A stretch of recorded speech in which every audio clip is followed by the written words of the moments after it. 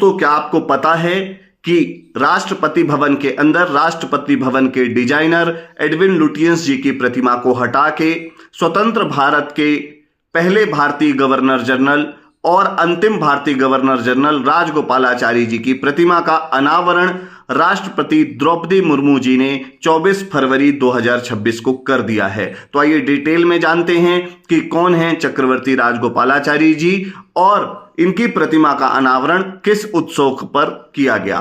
तो चक्रवर्ती राजगोपालाचारी जी 1919 में गांधी जी से प्रभावित होकर असहयोग आंदोलन में शामिल हुए। 1930 में जब दांडी मार्च की यात्रा कर रहे थे गांधी जी, तब इन्होंने मद्रास में दांडी मार्च निकाला और इस मार्च को बेदारण्यक मार्च के नाम से भी जाना जाता है। आपको मैं बता दूं 1937 में मद्रास प्रेसिडेंसी के इलेक्शन हुए और इन्हें मद्रास का प्रधानमंत्री पद प्रदान किया गया। उसके उपरांत जब स्वतंत्र भारत में मद्रास राज्य बना तो 1952 से लेके 1954 तक ये मद्रास के मुख्यमंत्री भी रहे।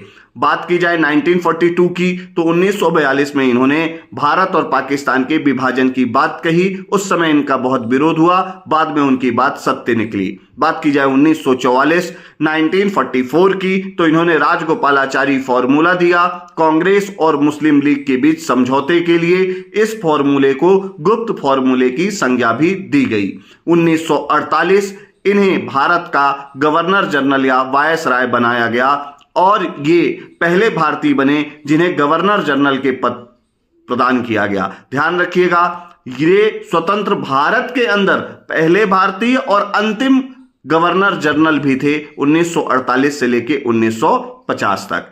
बात की जाए राजाजी उत्सव की तो राजाजी उत्सव का आयोजन प्रत्येक वर्ष राष्ट्रपति भवन में होता है। इसी उत्सव में राजाजी की प्रतिमा का राष्ट्रपति भवन में अनावरण किया गया। अब बात की जाए राजाजी को दिए गए प्रमुख अवार्ड्स की तो इन्हें 1954 में भारत रत्न की स्थापना में शुरू में 3 व्यक्तियों को दिया गया था भारत रत्न, उनमें से एक थे राजगोपालाचारी जी। आपको मैं बता दूं इन्हें साहित्य अकादमी पुरस्कार भी मिला। तमिल भाषा के लिए इन्होंने रामायण का अनुवाद तमिल भाषा में किया था और उस रामायण का नाम दिया था चक्रवर्ती थेरुगमन।